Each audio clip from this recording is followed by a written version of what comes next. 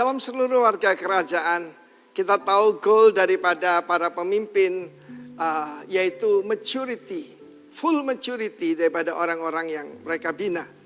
Dan kita melihat dalam kehidupan seorang yang masih muda, yaitu Samuel.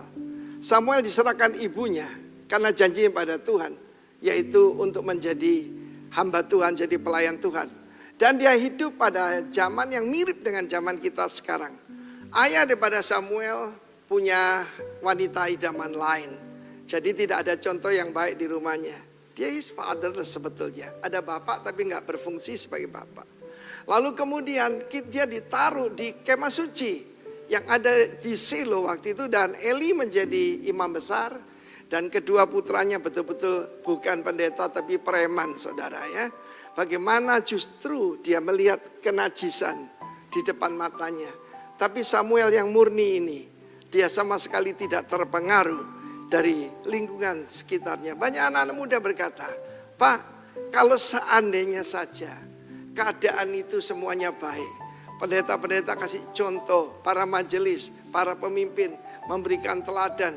Kami bisa jadi mengikut Tuhan lebih baik. No, dengarkan baik-baik. Di dalam 1 Samuel pasal 3, Samuel makin besar. Samuel grew. Grew di sini adalah gadal. Gadal itu bukan cuma besar, bukan big, tetapi sebetulnya agung. Ya, dia bertumbuh secara yaitu makin baik. Dan yang ini luar biasa, YHWH Tuhan menyertai dia.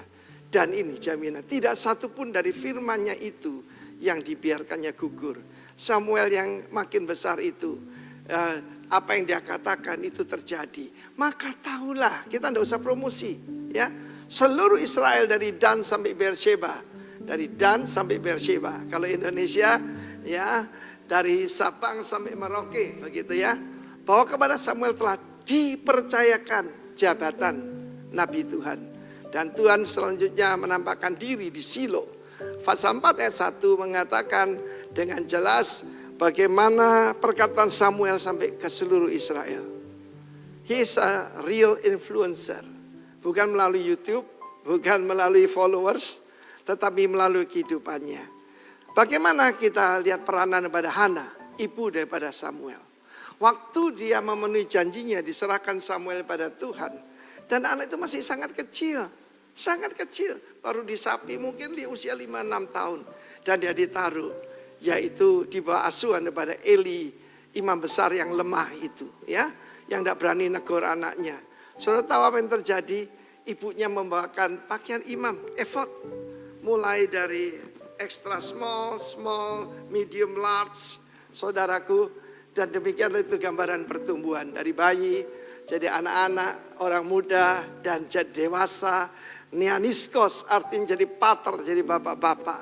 Dan demikian juga pertumbuhan rohani anak-anak kita. Karena itu saya berkata pada para orang tua, apa yang Anda ajarkan di kemah Anda, itu lebih penting daripada pelayanan mereka di kemah Tuhan. Saya ulangi sekali lagi, apa yang Anda tanamkan, yaitu sesuai firman Tuhan, dalam Amsal 22 juga bagaimana apa yang kamu ajarkan. Sampai tua dia tidak akan menyimpang daripadanya. Mungkin hari-hari ini ada anak-anakmu yang sedang menyimpang. Percayalah, apa yang kamu tanamkan tidak akan kembali sia-sia. Dan pada waktu tidak akan kembali pada Tuhan. Tapi bersyukurlah kalau anakmu itu bertumbuh banyak sekali. Orang tua memperhatikan anak yang lagi ngaco, anak yang lagi baik yang ada di rumah itu. Itu saudaraku akan seperti Samuel. Akan dipercayakan jabatan Nabi Tuhan. Tuhan memberkati kita semua. Dan dalam bulan ini mari kita kembali memperhatikan pendidikan anak-anak kita sejak usia dini. Tuhan memberkati kita semua. Amin.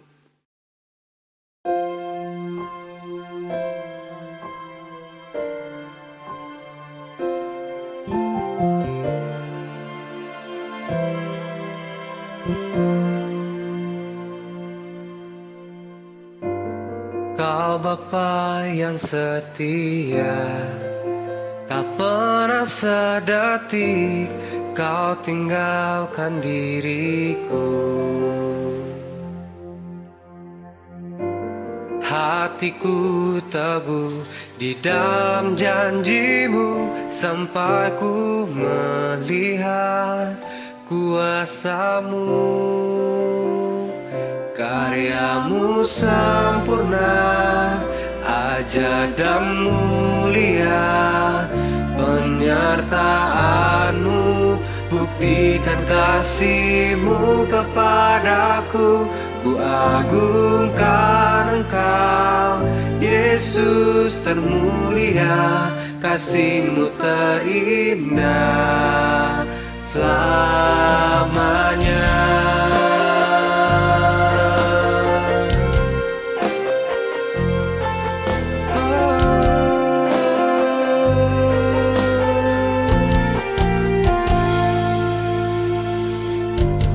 Kau Bapa yang setia, tak pernah sedetik Kau tinggalkan diriku. Hatiku teguh di dalam janji-Mu sampai ku melihat kuasa-Mu.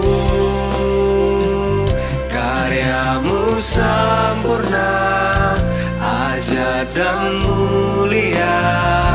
Penyertaan-Mu buktikan kasih-Mu kepadaku. Ku agungkan Engkau, Yesus termulia. Kasih-Mu terindah selamanya.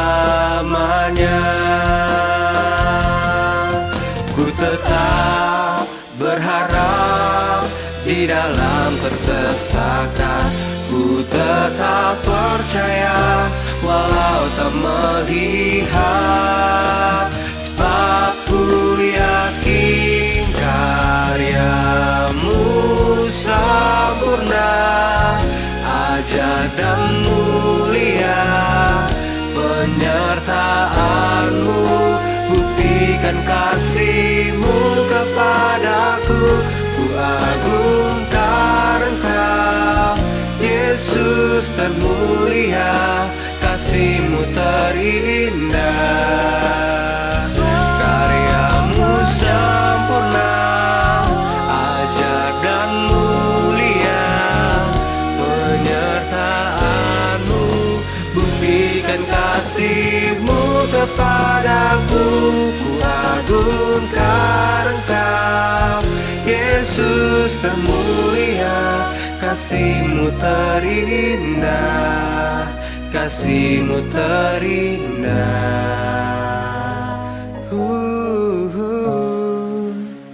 Selamanya.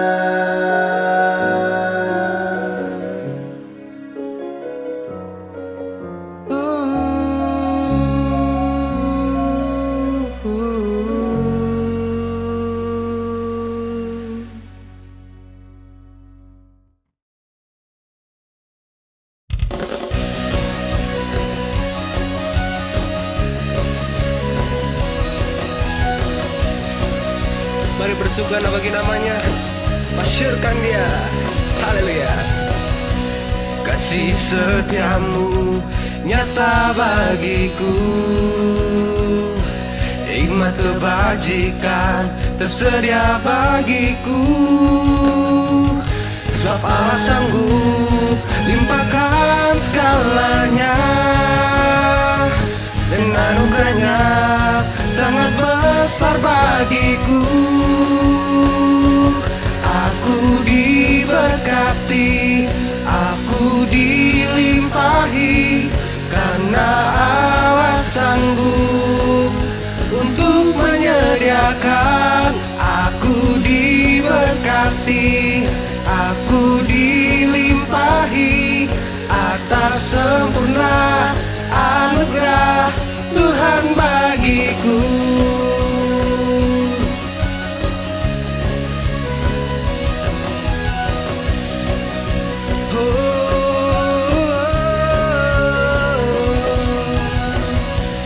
Kasih setia-Mu nyata bagiku,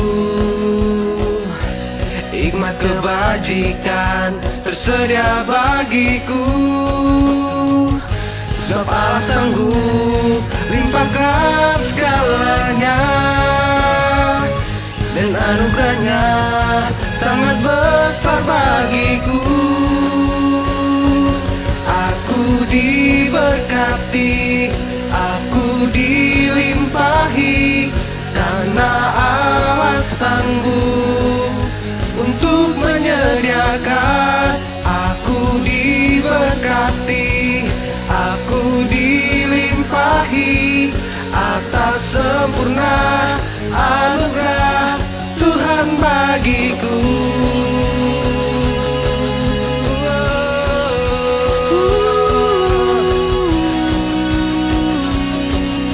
Yang percaya diberkati Tuhan katakan amin. Mari kita memuji namanya. Angkat suaramu.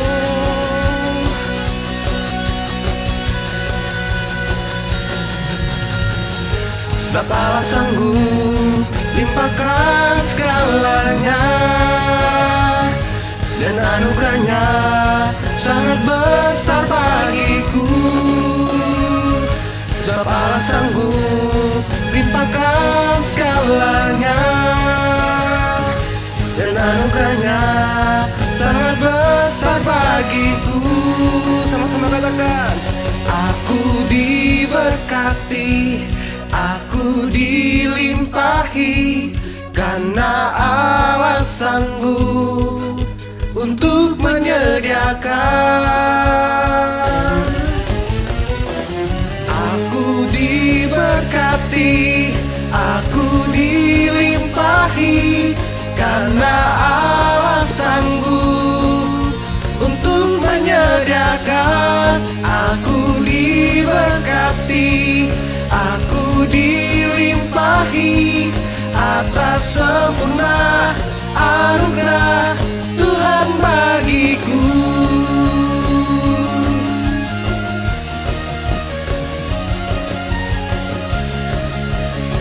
Hey.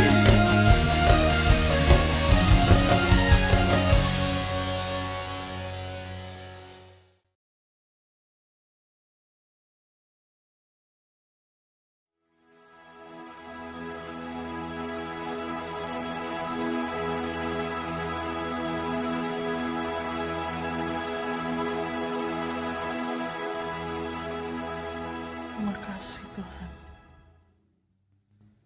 Kami selamanya akan tetap menjadi. Terima kasih.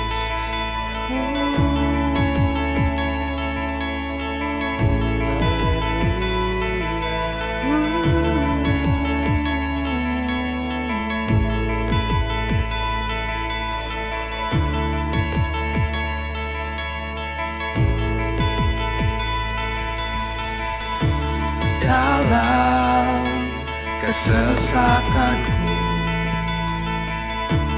Kau beri kedamaian. Dalam keraguan, ku temukan wajah-Mu.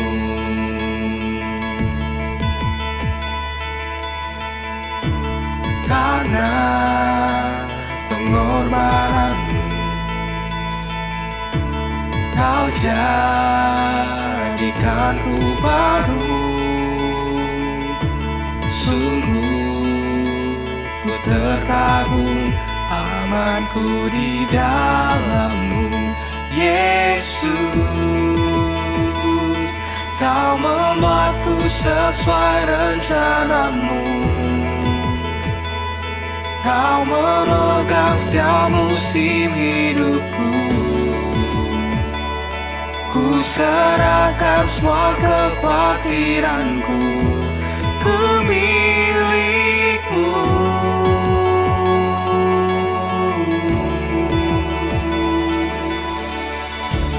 Karena pengorbanan-Mu, Kau jadikanku baru. Sungguh ku terkagum, amanku di dalam-Mu, Yesus. Kau membuatku sesuai rencana-Mu. Kau musim hidupku. Ku serahkan semua kekhawatiranku ke milik-Mu. Semuanya, semua kekuranganku Kau pun tahu. Tetap Kau pandang indah dalam-Mu. Ku angkat tanganku dan berseru ke milik-Mu.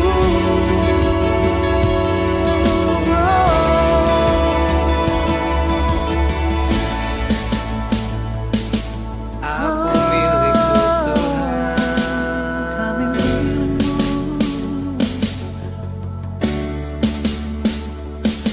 Kami milik-Mu. Engkau Allahku.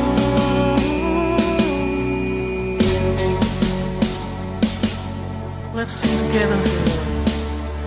I am yours now forever. In your grace I surrender. You are mine now forever. I'm alive in your wonder. I am yours now forever. In your grace I surrender. You are mine now forever. I'm alive in your wonder. Say I am yours. I am yours now forever. In your grace I surrender. You are mine now forever. I'm alive in your wonder.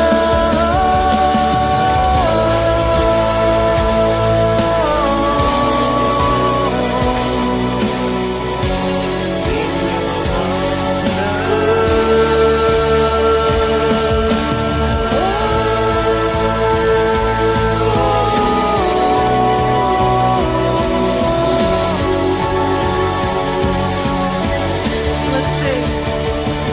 Kau membuatku sesuai rencana-Mu. Kau memegang setiap musim hidupku. Ku serahkan semua kekhawatiranku ke milik-Mu.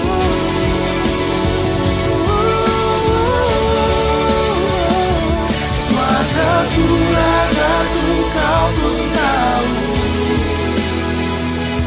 Tetap Kau pandang indah dalam-Mu. Ku angkat tanganku dan berseru ke milik-Mu.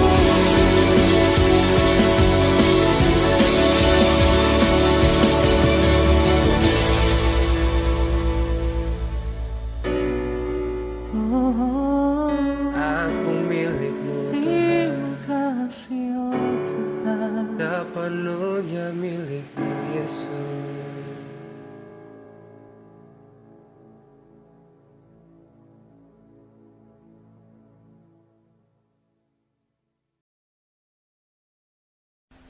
Shalom, Bapak, Ibu, dan saudara-saudara semuanya. Sebelum mendengarkan firman Tuhan, mari kita berdoa. Tuhan Yesus, kami memerlukan pengurapan-Mu pada hari ini Tuhan. Untuk setiap kami, anak-anak-Mu dimanapun mereka berada, dari tempatnya masing-masing bila Roh Kudus bekerja, memberikan roh pengertian, menolong untuk mengerti kebenaran-kebenaran firman-Mu pada hari ini. Terima kasih Bapa, setiap firman yang ditaburkan bila itu boleh menjadi benih yang baik di tanah yang baik, yang subur. Sehingga benih firman-Mu ini boleh tertanam dalam hati kami masing-masing. dan berbuah dalam kehidupan kami. Terima kasih Bapa, terima kasih. Mengucap syukur dan berdoa dalam nama Tuhan Yesus. Haleluya. Amin. Puji Tuhan. Bapak Ibu, kita ketemu lagi di minggu keempat ya, di tahun yang baru ini 2021, dan bersyukur bahwa penyertaan Tuhan buat kita luar biasa. Kita memasuki tahun yang cukup sangat sangat produktif ya. Tahun ini kita akan menghasilkan banyak hal dalam pelayanan kita, dan tentu saja ada banyak hal juga yang diberikan buat kita memperlengkapi, mempersiapkan hidup kita, bagaimana kita bisa melayani dengan efektif, dengan produktif, sehingga menghasilkan buah-buah yang baik yang bisa dinikmati untuk kerajaan Allah. Nah, 3 bulan ini kita punya tema tentang nurture, yaitu pengasuhan. Ya, kalau saya lihat sistematika dari tema sepanjang tahun ini, 3 bulan di awal ini kita akan banyak dibekali tentang pengasuhan ini. Ya, tentu dari anak-anak usia dini. Ya, kalau kita kaitkan dengan kehidupan kekristenan, ya kita akan menerima banyak jiwa-jiwa baru dalam pelayanan kita, dan bagaimana kita mengasuh anak-anak rohani ini dengan cara yang benar, sebagaimana yang Tuhan inginkan untuk kita lakukan. Bapak Ibu, dalam sebuah keluarga, latar belakang dari kehidupan seseorang, latar belakang keluarga, bagaimana seseorang diasuh itu sangat mempengaruhi, ya, mempengaruhi pola asuh dan cara berpikir dalam mendidik dan membesarkan anak-anak di lingkungan keluarga mereka. Oleh sebab itu, kita bersyukur di sini karena perbedaan-perbedaan yang ada itu tentu akan jadi masalah, ya, karena beda latar belakang. Suami mungkin dididik dengan keras gitu ya oleh keluarganya, atau mungkin istri yang seperti itu, atau salah satunya lembut ya, sehingga ketika bersatu dalam rumah tangga itu seringkali menjadi perbedaan dan konflik ya dalam pola mengasuh anak-anak yang dipercayakan kepada kita. Nah, tapi kita bersyukur ada firman Tuhan yang menjadi patokan kita dalam melayani anak-anak ini. Dan banyak yang bisa kita pelajari dalam Alkitab, bagaimana kita mengasuh anak-anak yang Tuhan percayakan buat kita. Anak-anak di sini, selain saya bicara tentang anak-anak biologis yang Tuhan percayakan buat kita juga bisa mendapatkan banyak hal dalam pelayanan kita. Kita kan menghadapi banyak anak-anak rohani dalam pelayanan kita. Dan bagaimana kita harus, apa saja yang kita harus ketahui dalam mementoring, mengasuh orang-orang di bawah pelayanan kita.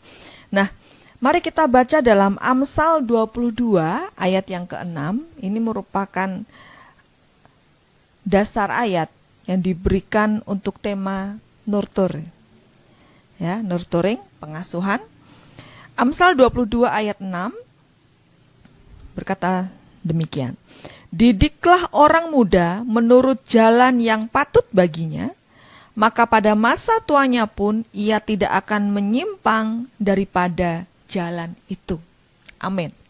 Dan ini saya sangat percaya ayat ini akan menjadi berkat buat para orang tua di sini yang dipercayakan anak-anak dalam keluarga mereka, dan juga para hamba-hamba Tuhan, gembala-gembala komsel, mentor-mentor dalam pelayanan yang dipercayakan orang-orang untuk dididik dan diasuh dalam pelayanan mereka. Ayat ini luar biasa. Benar dikatakan bahwa ketika orang muda, anak-anak itu dididik di jalan yang seharusnya dari sejak usia dini, itu masa tuanya tidak akan menyimpang dari jalan yang sudah diberikan ya sebagai dasar-dasar kehidupan. Nah, contoh saja yang mudah itu Musa. Musa sempat ya dibesarkan oleh orang tuanya sendiri, meskipun tidak terlalu lama, ya beberapa tahun sampai masa disapih gitu. Dan saya percaya ketika Musa dirawat, diasuh oleh orang tuanya, itu dasar-dasar kehidupan sebagai orang Israel itu ditanamkan secara baik dan intens dalam kehidupan Musa. Ya, jadi ketika Musa kembali ke istana, ya dia dididik dengan segala kemuliaan Mesir, dengan hikmat Mesir, dengan semua pola asuh orang Mesir. 40 tahun dalam lingkungan istana. Musa tetap tahu jati dirinya. Ya, Musa tetap tahu bahwa aku ini adalah umat pilihan Allah. Aku menyembah Yahweh. Ya, bukan dewa-dewa yang di sekitarnya, yang ada di sekitarnya, yang dipercayai orang-orang di sekitarnya. Nah, jadi saya percaya bahwa setiap anak itu ada golden age, ya, ada masa-masa tahun-tahun keemasan dalam pertumbuhannya yang membuat anak-anak itu mudah dibentuk, ya, dibentuk dari usia yang sangat dini, mungkin sekitar awal-awal tahun pertumbuhannya sampai sekitar usia 4-5 tahun. Nah, itu adalah masa-masa anak-anak bisa dibentuk, dididik sebagaimana seharusnya orang tua lakukan. Ya. Nah, dari ayat ini, Amsal 22 ayat 6, ada beberapa hal yang perlu kita lihat di sini, bahwa orang muda di sini, ya, dalam Perjanjian Bahasa Indonesia itu lebih jelas akan kita bandingkan dari terjemahan bahasa Inggris, itu child, ya, bukan young man, ya, child. Jadi memang anak-anak. Jadi saya percaya ayat ini berbicara tentang anak-anak yang masih kecil, ya, didiklah anak-anak, train your child, dikatakan seperti itu. Jadi ini berbicara tentang anak-anak. Jadi memang usia muda, usia awal-awal itu ayat ini untuk hal itu, ya. Didiklah anak-anak menurut jalan yang patut baginya. Nah, didiklah, kata di sini dikatakan juga dalam bahasa Inggris itu train. Jadi latih, ya, train. Jadi bukan hanya sekedar ya dibesarkan, ya dikasih makan, kasih semua nutrisi, vitamin, ya, untuk gizinya, untuk pertumbuhannya secara fisik, tapi di sini lebih ke suatu didikan, train, latihan, bekali. Ya, jadi anak-anak kecil dari sejak usia kecil itu bisa, ya, bisa tidak hanya kita kita pelihara untuk asupan gizi, tidak, tapi memang harus dilatih dalam attitude, sikap, dan perilakunya. Itu mulai dari sangat awal. Nah, didik, train the way he should go. Ya, jadi ada kata-kata seperti. Jadi kalau di bahasa Indonesia katakan didiklah orang muda menurut jalan yang patut baginya, tapi dalam terjemahan bahasa Inggris katakan train your child the way he should go. Jadi di jalan yang ia harus jalani. Ya, di jalan yang ia harus jalani. Jadi kita tahu bersama bahwa anak-anak dari kecil itu ada fase-fase dalam pertumbuhannya yang memang harus dilewati, dan mungkin menurut kita orang tua tuh kita kadang-kadang suka protek ya. Wah, jangan sampai jatuh. Jangan sampai nanti dia bagaimana. Ya memang kita harus menjaga dari hal itu, meminimalisir, tapi ada fase-fase yang mau tidak mau memang harus dilewati. Ya, misalnya anak belajar jalan gitu ya, masalahnya belajar jalan itu tidak langsung jalan. Dia mungkin tengkurap dulu gitu ya, tengkurap aja itu udah suatu usaha gitu ya. Aduh jangan nanti sakit di balik gitu. Nggak bisa, itu memang harus dilewatin.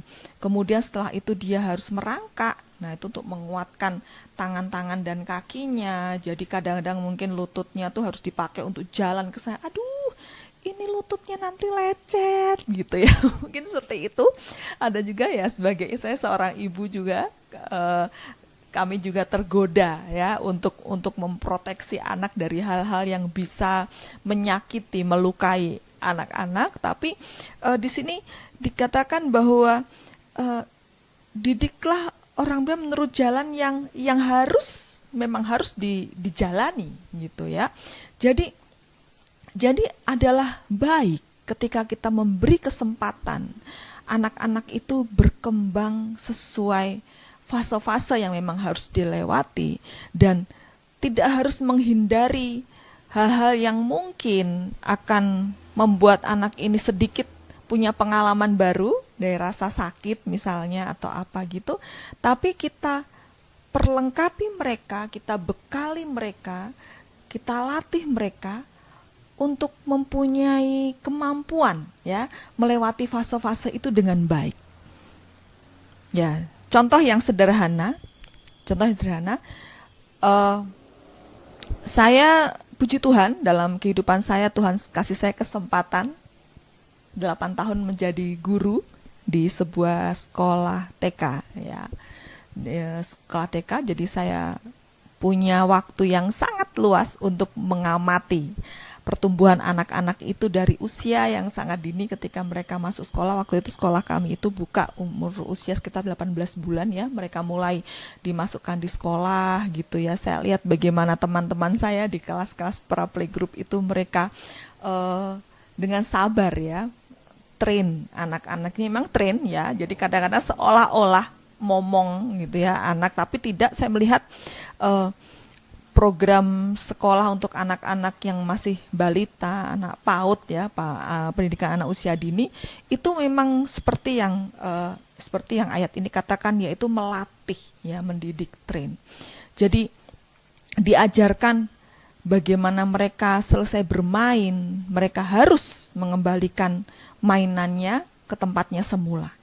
Nah, itu bukan hal yang mudah, karena di rumah mungkin mereka setelah selesai main mereka tinggal aja begitu, nanti orang tua atau siapa mereka terbiasa membereskan ya mainan. Tapi kalau di sekolah tidak. Itu yang tempat kami mengajar, mereka harus mengembalikan sendiri mainannya ke tempatnya. Dan itu ketika latihan-latihan kecil seperti itu diterapkan dengan cara yang menarik, pasti ya guru-guru diperlengkapi untuk pendidikan seperti ini. Jadi anak-anak itu dengan sukacita mereka mengembalikan mainan mereka tanpa harus disuruh-suruh, diteriakin ya. Ketika guru mulai menyanyikan lagu, kita waktunya selesai, guru menyanyikan clean up everybody everywhere, nah, gitu ya, lagunya seperti itu. Anak-anak dengan sendirinya mereka langsung membawa mainannya ke tempat, bahkan mereka tahu, oh ini di sini ada keranjang-keranjangnya yang mereka harus main. Nah, itu dilatih ya, itu bisa. Nah, kemudian juga di kantor kami waktu itu ada dispenser. Dan dispenser itu ada yang panas dan dingin ya, dan itu tingginya juga bisa dijangkau oleh anak-anak. Dan kami memang tidak berusaha ya, tidak berusaha menghindarkan itu dari jangkauan anak-anak, tidak, tapi kami melatih anak-anak untuk mengetahui bahwa oh ini yang red itu panas nih ya, itu hot nanti panas gitu. Kadang-kadang mereka penasaran seperti apa sih rasanya panas gitu. Dan karena nggak boleh ya mungkin, dan oke, don't touch that, jangan sentuh itu panas, nanti akan melukai kamu. Karena mereka belum mengalaminya, mereka kadang-kadang masih penasaran gitu ya, mereka datang ke tempat itu. Tapi itulah gunanya pengawasan orang tua dan guru. Kalau kami di sekolah itu kami melihat, mengamati, ketika anak mulai mendekat kami biarkan. Do you want to know what is that? The red one is hot water. Nah, lebih baik saya datang daripada saya istilahnya meneraki, oh no, jangan pegang, itu bahaya. Tidak, saya datang dan saya tunjukkan ke mereka, ambil gelas dan ini panas, sentuhkan sedikit, dan mereka tahu, oh iya panas. Dan next time ketika mereka datang ke situ, mereka akan ngasih tahu ke temennya. Ketika temennya ada deket-deket, jangan ke situ loh, itu panas. Mereka akan kembali ngajarin temennya yang lain. Nah, jadi kalau saya melihat dari ayat ini, jadi memang ada jalan yang harus dijalani oleh anak-anak itu, dan perkembangan selanjutnya kita akan kita tahu ya, orang tua yang Tuhan percayakan untuk anak-anak itu pasti dengan sendiri akan mengamati hal-hal yang seperti itu. Nah, saya melihat di sini bahwa mengasuh anak itu sangat jauh dari kata memanjakan. Itu yang perlu diketahui. Ya, jadi spoil itu kalau saya lihat di kamus itu sangat tidak baik artinya. Ya, spoil itu merusak. Ya, memanjakan itu artinya merusak, ya, destroy. Berbeda ya. Kalau kita dulu masih kecil ada lagu yang mengatakan seperti ini. Bila ku ingat lelah ayah bunda piara akan aku, sehingga aku besarlah. Waktuku kecil hidupku amatlah senang dipangku dimanjakan. Nah, dan seterusnya. Nah, kalau kita bayangin lagu itu tuh kayaknya wow, masa kecil tuh indah banget ya gitu. Kok kayaknya enak gitu, kita nggak punya masalah, kita nggak perlu menghadapi apa gitu, kayaknya dimanjakan itu sesuatu yang enak. Tapi hati-hati Bapak Ibu di sini, bahwa kita lihat bahwa itu memanjakan itu sama sekali tidak baik buat perkembangan anak. Ya, tidak baik. Oke, ada waktunya mungkin kita imbangi dengan didikan yang baik juga, dan sebagaimana yang seharusnya kepada anak-anak. Nah, saya melihat dari pengamatan saya ya selama saya jadi guru, bahkan ke anak-anak saya sendiri, saya melihat bagaimana anak-anak itu sangat mudah dibentuk ya. Mereka mudah menerima didikan. Ya, itu pengalaman saya. Mudah diajarin dan bisa diajar, karena masa-masa kecil ini saya sedang berbicara untuk anak-anak anak-anak children ya, yang masih kecil, itu mereka menerima semua input itu tanpa filter, tanpa saringan. Jadi apa saja yang mereka dengar, yang mereka lihat, yang mereka amati, itu akan masuk dalam pikiran mereka, dan mereka akan melihat, dan tidak heran kalau mereka bisa menirunya dengan sangat baik. Ya, anak-anak di usia tertentu mereka peniru yang ulung, bahkan sebelum mereka bisa memahami arti dari suatu kata misalnya, mereka akan bisa mengucapkannya. Ya, karena apa yang sering mereka dengar, mereka lihat, itu yang mereka lakukan.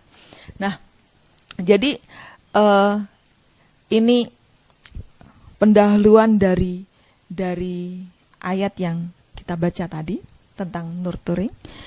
Tapi saya akan ajak kita semua masuk lebih dalam lagi tentang mengasuh anak-anak. Ini baik anak-anak secara jasmani maupun anak-anak rohani. dalam kehidupan kita, ya, guru-guru sekolah minggu, ya Tuhan percayakan anak-anak didik, guru-guru, profesi guru di sekolah-sekolah formal. Dan ada hal penting yang harus kita ketahui tentang anak-anak.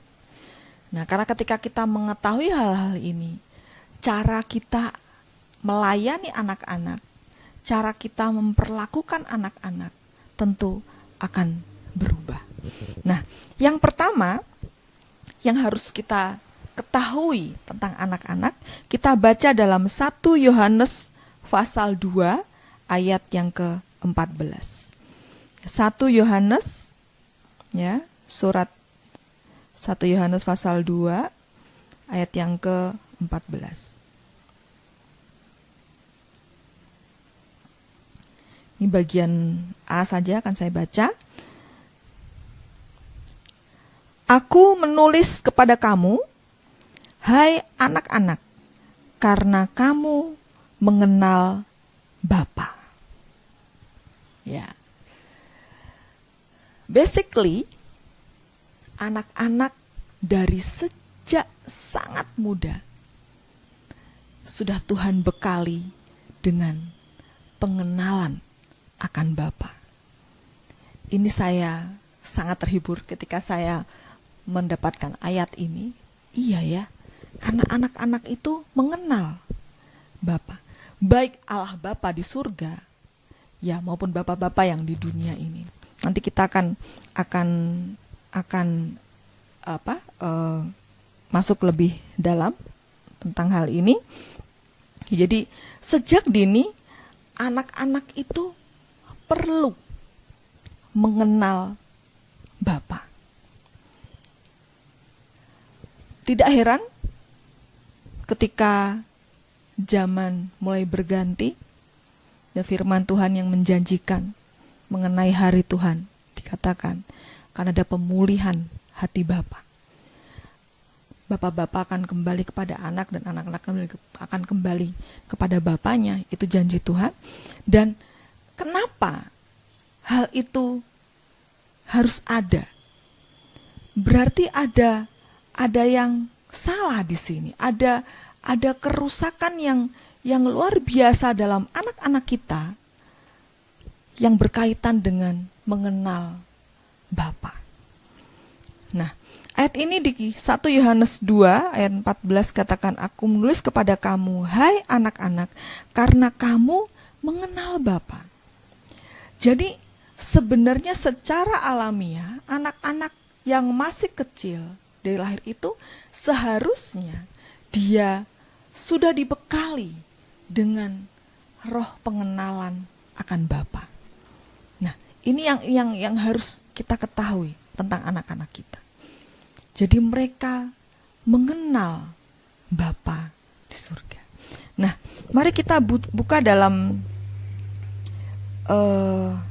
sebentar ayatnya di Matius pasal 18.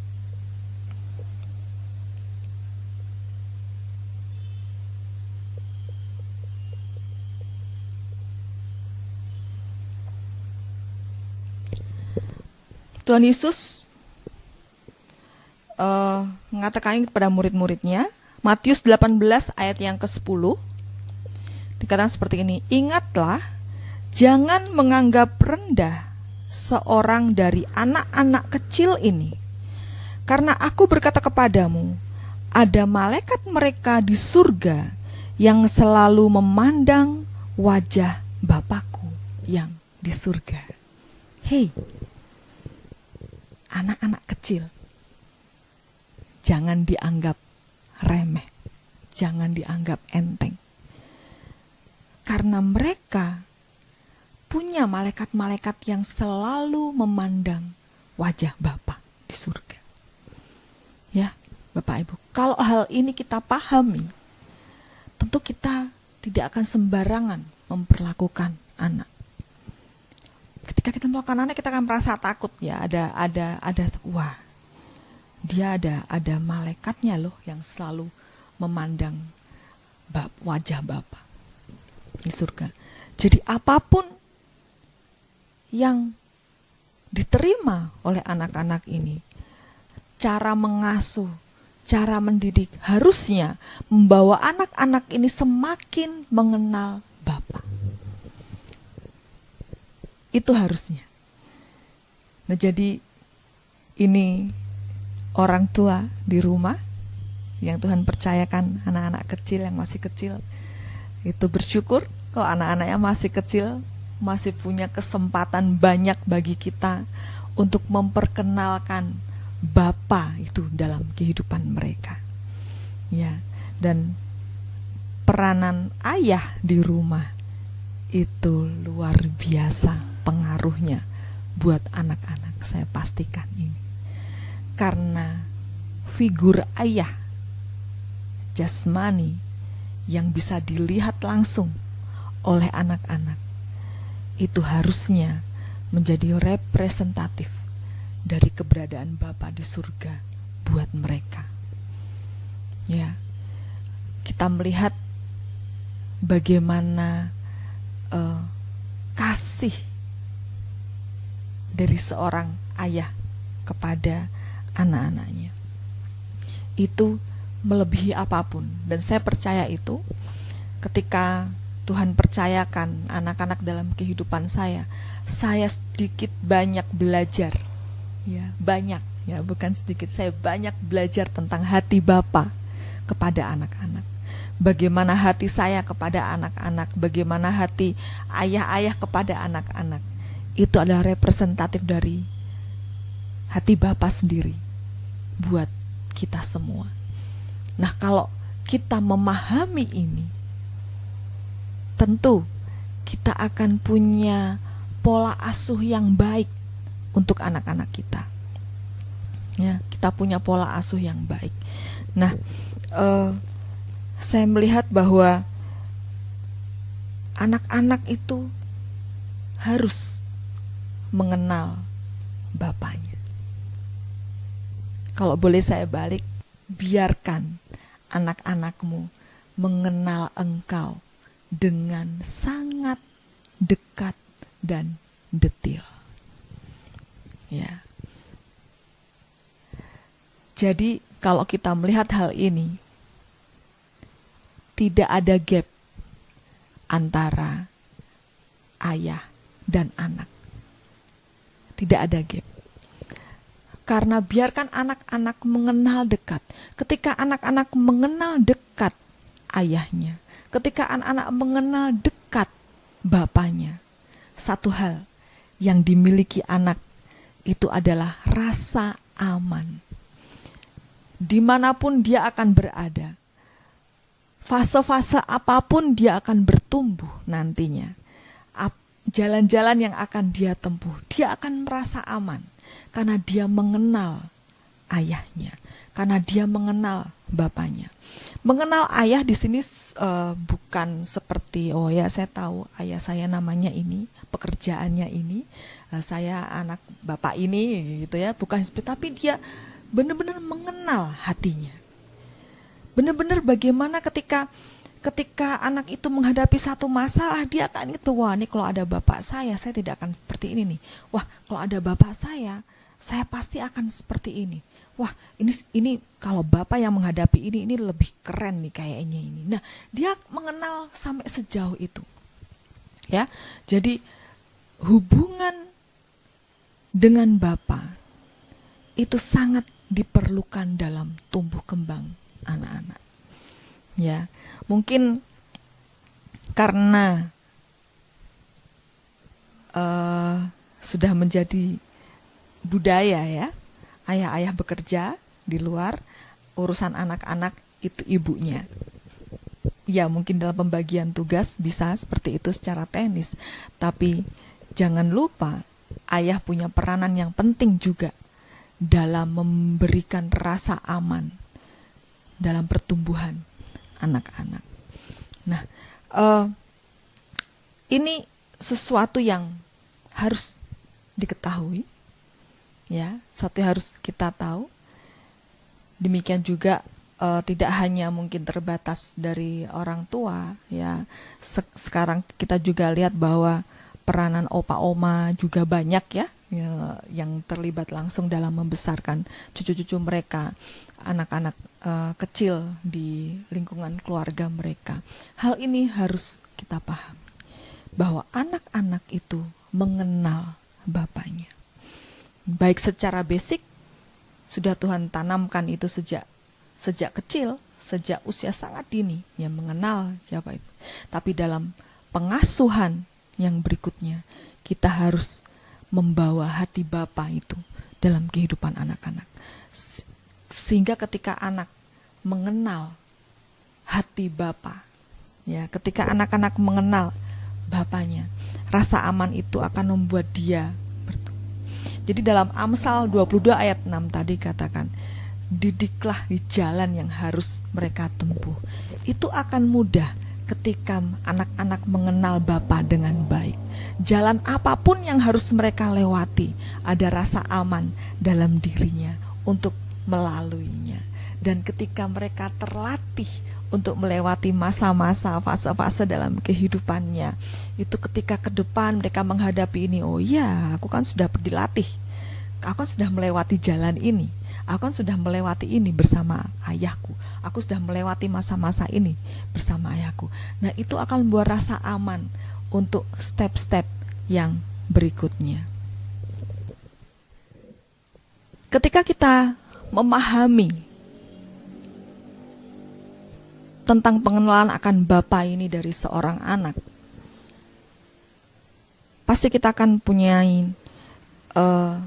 cara, sikap kita dalam mengasuh anak-anak ini. Kita akan melakukannya dengan rasa takut akan Tuhan, itu saja.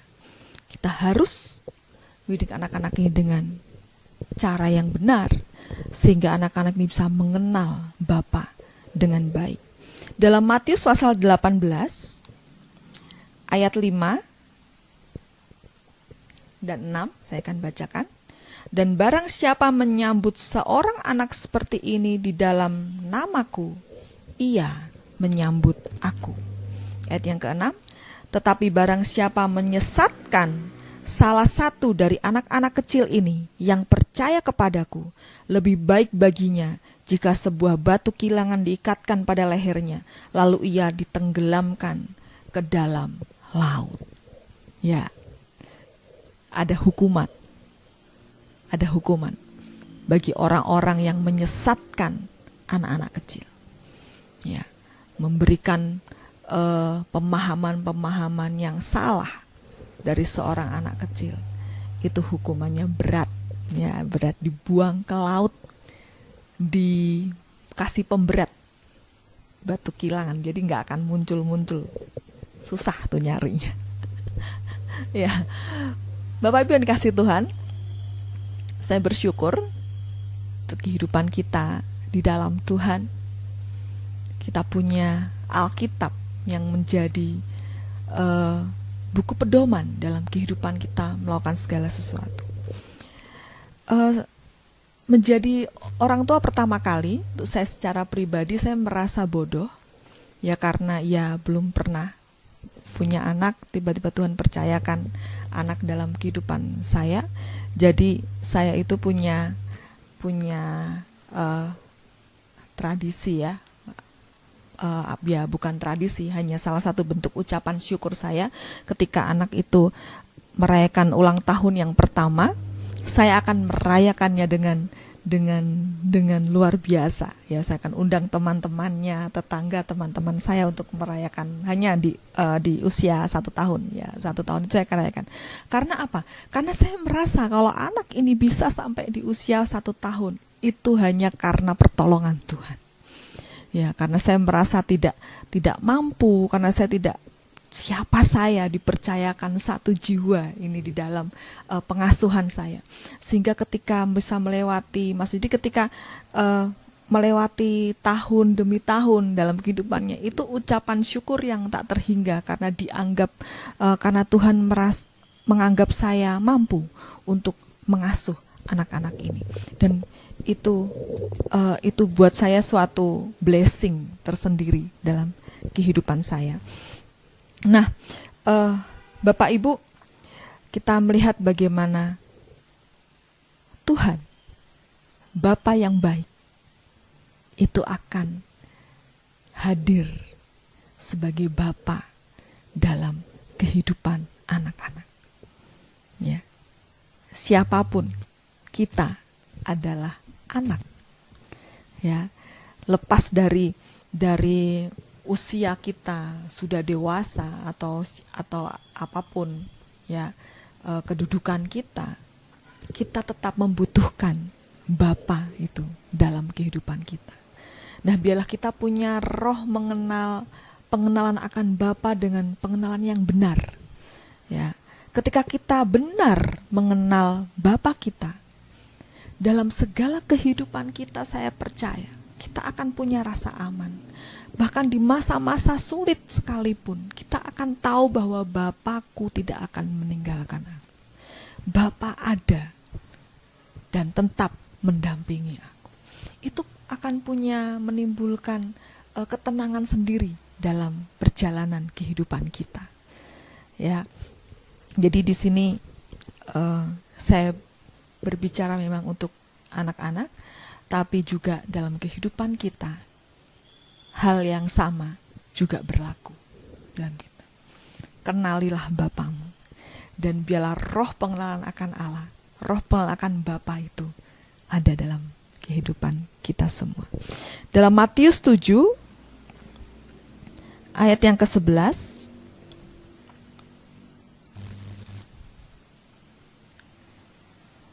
jadi jika kamu yang jahat tahu memberi pemberian yang baik kepada anak-anakmu, apalagi Bapamu yang di surga, Ia akan memberikan yang baik kepada mereka yang meminta kepadanya.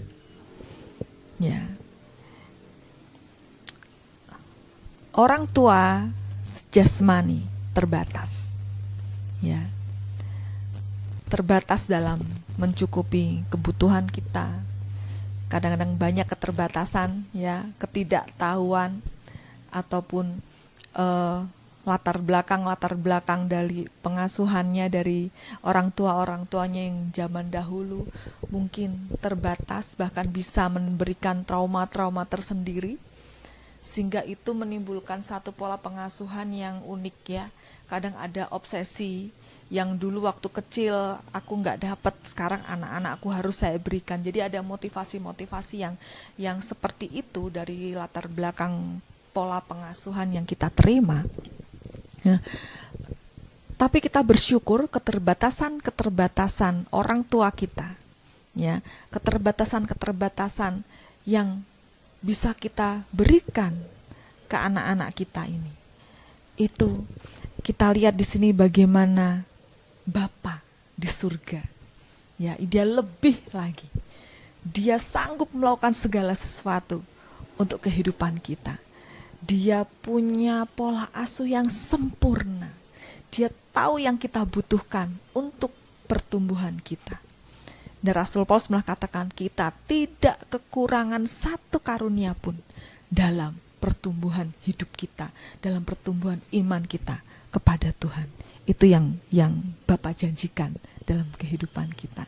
Jadi jangan takut dalam pertumbuhan iman kita, baik sebagai anak secara rohani, ya. Mungkin kita banyak hal yang kita tidak ketahui dalam pengiringan kita tentang dengan Tuhan. Banyak hal yang keputusan-keputusan yang harus kita ambil, kadang-kadang aduh aku nih kalau gini bener gak ya, saya melakukan ini, aduh Tuhan aku sudah salah ini, aduh gimana cara mengembalikannya, bagaimana cara mengembalikan keadaan. Kita banyak hal kita tidak tahu. Percayalah, kenali Bapamu. Ketika kita mengenal Bapa di surga dengan baik, rasa aman dan damai itu akan kita miliki, sehingga kita akan mudah, ya, bertanya, Tuhan, aku mau ke ini, aku mau ini, aku mau itu. Tuhan, tolong Tuhan, pimpin langkahku. Dan penyertaan Tuhan itu sangat bisa kita rasakan. Saya saya sangat merasakan bagaimana Tuhan menuntun hidup saya. Hari demi hari, tahun demi tahun, bahkan di tahun-tahun yang sulit, saya merasakan Tuhan memimpin hidup saya sampai hari ini. Puji Tuhan. Hal yang kedua yang juga penting untuk kita ketahui tentang anak-anak, ya kalau tadi tentang roh pengenalan akan Bapa, yang kedua ini kita baca dalam Matius pasal 21 ayat yang ke-16.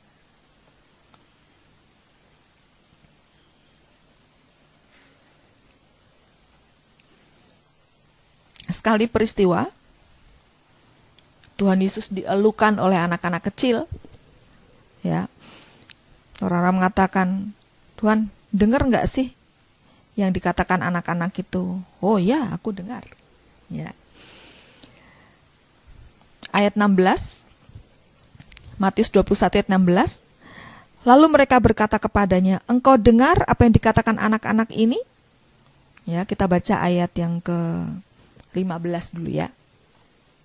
Tetapi ketika imam-imam kepala dan ahli-ahli Taurat melihat mujizat-mujizat yang dibuatnya itu, dan anak-anak yang berseru dalam bait Allah, Hosana bagi anak Daud, hati mereka sangat jengkel. Lalu mereka berkata kepadanya, engkau dengar apa yang dikatakan anak-anak ini? Kata Yesus kepada mereka, aku dengar. Belum pernahkah kamu baca, dari mulut bayi-bayi dan anak-anak yang menyusu, engkau telah menyediakan puji-pujian.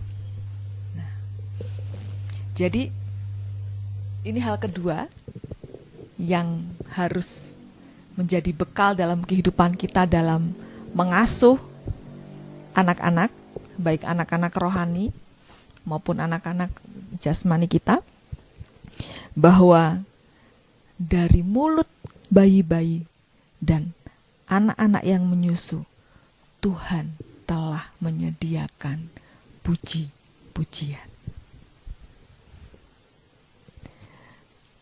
Kata-kata apa yang sering kita dengar dari anak-anak kita? Wow, apakah ada yang salah dari cara kita mengasuh anak-anak kita sehingga mereka mengucapkan kata-kata yang kotor? Ya, sehingga mereka punya kata-kata yang tidak patut, yang tidak pantas keluar dari mulut mereka. Pasti ada yang salah. Ya, puji-pujian itu sudah Tuhan letakkan dalam mulut anak-anak, bahkan sejak bayi, sejak menyusui. Mari kita buka dalam Mazmur pasal 8.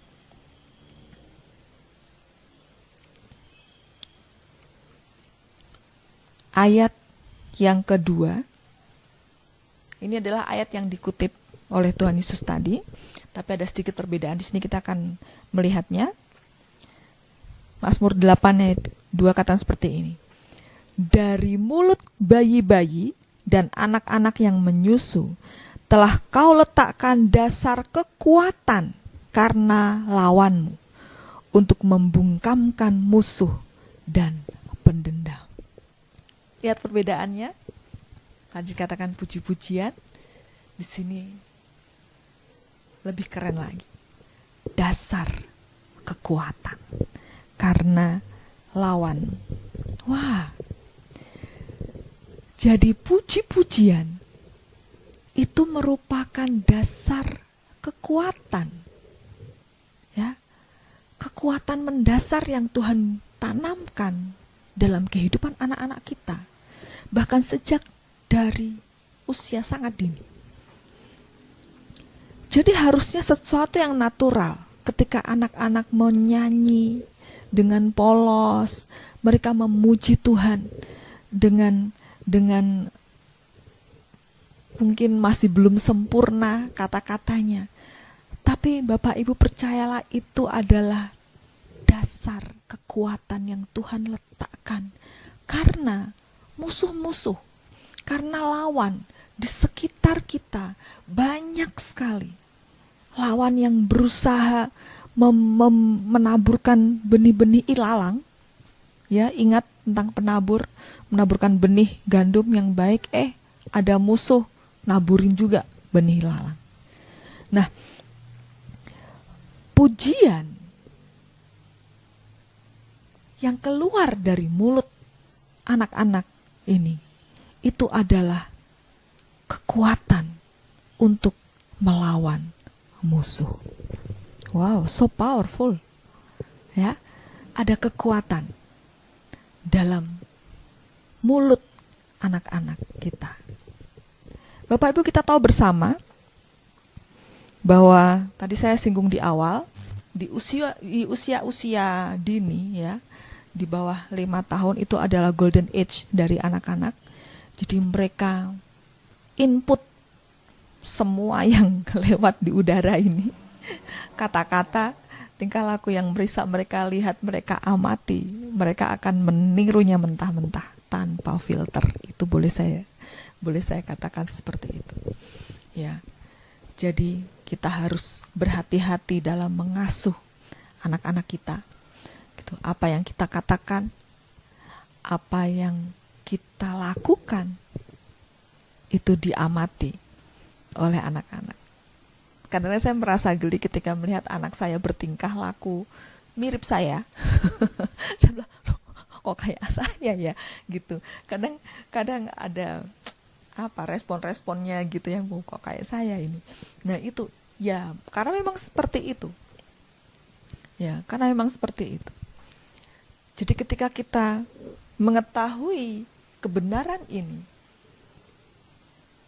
semoga Tuhan menolong kita untuk bisa mendidik anak-anak ini dengan baik, tidak salah.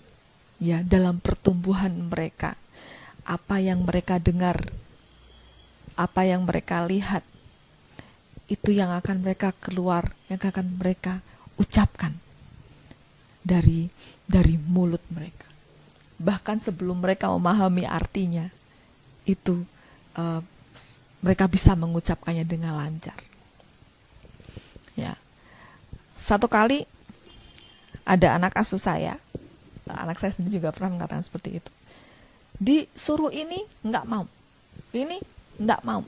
Jadi masih kecil nih, ini ya nggak mau, ini nggak mau. Tapi kok disodorin mau. Nah, itu hanya karena dia sedang belajar kata-kata ndak mau gitu. Dia lagi lancar-lancarnya bilang ndak mau. Selama ini mungkin dia saya mengatakan ndak mau gitu. Padahal kalau dikasih dia terima juga gitu ya. Nah, itu buktian bahwa ya anak-anak hanya mengucapkannya tanpa mereka memahami artinya. Nah, ini bahaya sekali. Ketika mereka sudah terbiasa ya mendengar kata-kata yang negatif, bahkan mengucapkannya dan dibiarkan. Kadang-kadang kita terkaget-kaget ketika anak-anak kecil yang masih belajar ngomong tiba-tiba mengucapkan sesuatu yang, kok dia bisa mengatakan itu? Dengar dari siapa ini? Kadang-kadang kita kaget ya. Bahkan mungkin kata-kata yang nggak sepantasnya diucapkan dan anak kecil bisa mengucapkannya. Kalau saya tegas dalam hal ini, saya akan menunjukkan wajah yang jelas, Kak. No. Nggak boleh ngomong ini. Saya kasih tahu artinya. Ketika saya bisa menjelaskannya, saya akan kasih tahu artinya ini nggak baik diucapkan. Ini diucapkan di saat yang tidak tepat. Ya, saya akan ajari kalau saya mendapat kesempatan itu. Nah, jadi kita melihat di sini bagaimana pekerjaan Tuhan melalui anak-anak kecil dan bayi-bayi yang masih menyusui. Itu bukan hal yang bisa kita abaikan begitu saja.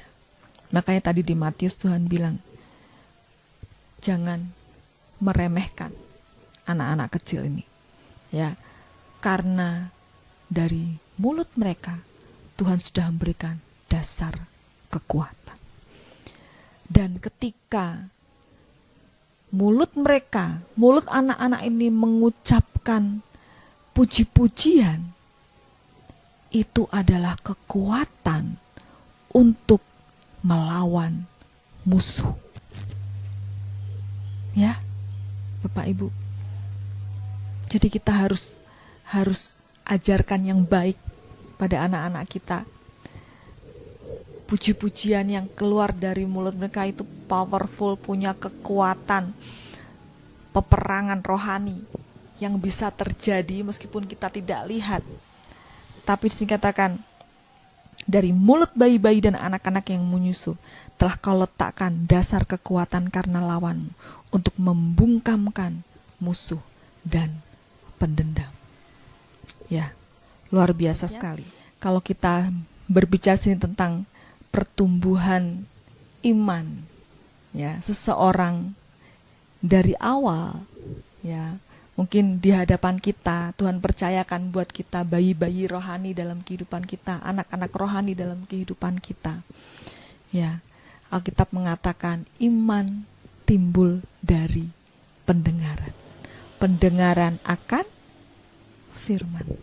Ya, jadi ketika kita memperdengarkan firman, ketika kita memperdengarkan hal-hal yang baik, kebenaran-kebenaran firman, itu akan membangkitkan iman dalam kehidupan anak-anak kita, baik anak-anak jasmani maupun anak-anak rohani kita. Nah, jadi ini salah satu yang hal penting yang harus kita ketahui dalam mengasuh, ya, mengasuh anak-anak. Tadi saya katakan baik anak jasmani maupun anak rohani. Ini polanya sama. Perdengarkan firman, perdengarkan hal-hal yang baik, sehingga itu akan bukan iman dalam diri, dan itu akan keluar dalam kata-kata. Puji Tuhan, suatu kali murid-murid Tuhan Yesus menerima orang tua yang datang membawa anak-anak mereka kepada Tuhan Yesus, tapi dihalang-halangi oleh murid-muridnya. Ya, mungkin anak-anak ini suka ribut, larian ke sana kemari gitu ya. Jadi, aduh jangan nih bawa anak kecil repot gitu ya. Jangan deket-deket gitu, mungkin seperti itu. Nah, tapi apa yang Tuhan Yesus katakan? Tuhan Yesus justru jangan halang-halangi. Dalam Lukas pasal 18, ya, ceritanya ada di ayat 15. Saya akan baca ayatnya yang ke-16. Tetapi Yesus memanggil mereka dan berkata, biarkanlah anak-anak itu datang kepadaku, dan jangan kamu menghalang-halangi mereka, sebab orang-orang yang seperti ini, seperti itulah yang empunya kerajaan Allah. Luar biasa Bapak Ibu. Jadi betul kita tidak bisa menganggap remeh anak-anak kecil di lingkungan kita. Ya, ketika kita mengetahui kebenaran-kebenaran tadi yang ada dalam kehidupan anak-anak, ya kita akan menghargai dan memiliki sikap yang berbeda, concern dengan pertumbuhan mereka di dalam Tuhan. Karena Tuhan katakan di sini orang-orang yang memiliki sikap seperti anak-anak, ya, anak itu mereka mempunyai kerajaan Allah. Wow, luar biasa, ya. Jadi kita tidak lagi menganggap enteng buat anak-anak ini, sehingga dalam perilaku, dalam sikap kita mengasuh anak-anak ini, kita harus takut Tuhan, ya, yang begitu peduli, yang begitu care untuk pertumbuhan anak-anak ini. Nah, dasar firman Tuhan ini juga yang memotivasi saya secara pribadi. Saya awal tahun ini saya ingin memulai lagi pelayanan anak di lingkungan gereja kita, dan kiranya Tuhan memberkati kita sehingga program ini bisa terlaksana. Udah ada orang-orang yang Tuhan siapkan untuk pelayanan ini, dan puji Tuhan saya berharap supaya anak-anak kecil, generasi penerus gereja itu bisa menjadi generasi yang baik. Ya, jadi ketika kita melihat tahun ini the year of reproduction, kita akan memproduksi, ya, memproduksi produk-produk yang unggul, yang baik, yang benar-benar terlatih dan terdidik dengan baik. Nah, ketika kita mengetahui prinsip-prinsip Alkitab tadi tentang pengasuhan, ya, itu akan membekali kita dalam pelayanan kita. Bapa yang di sorga, kami berdoa untuk seluruh jemaat Tuhan pada hari ini. Apapun yang mereka alami, Tuhan Engkau menolong mereka. Yang sakit Tuhan sembuhkan, yang kekurangan Tuhan cukupkan, yang letih lesu Tuhan bangkitkan semangat dan imannya kembali. Berdoa untuk seluruh jemaat Tuhan yang telah mengambil bagian untuk memberi dalam pekerjaan Tuhan, memberi perpuluhan. Tuhan, Engkau memberkati umat-Mu. Engkau adalah Allah yang tidak pernah berhutang. Tuhan memberkati hidup saudara.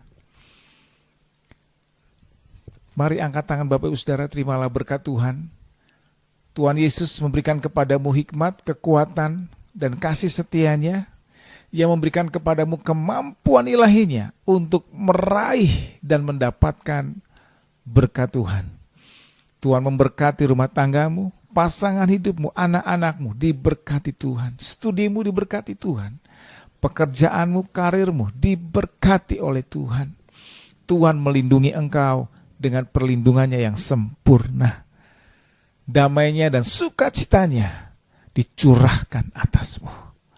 Tuhan memberkati hidupmu. Akhirnya persekutuan dengan orang-orang percaya dan persekutuan dengan Roh Kudus menjadi gaya hidup kita. Terimalah seluruh berkat Tuhan di dalam nama Allah Bapa, Allah Putra, Allah Roh Kudus. Haleluya. Amin.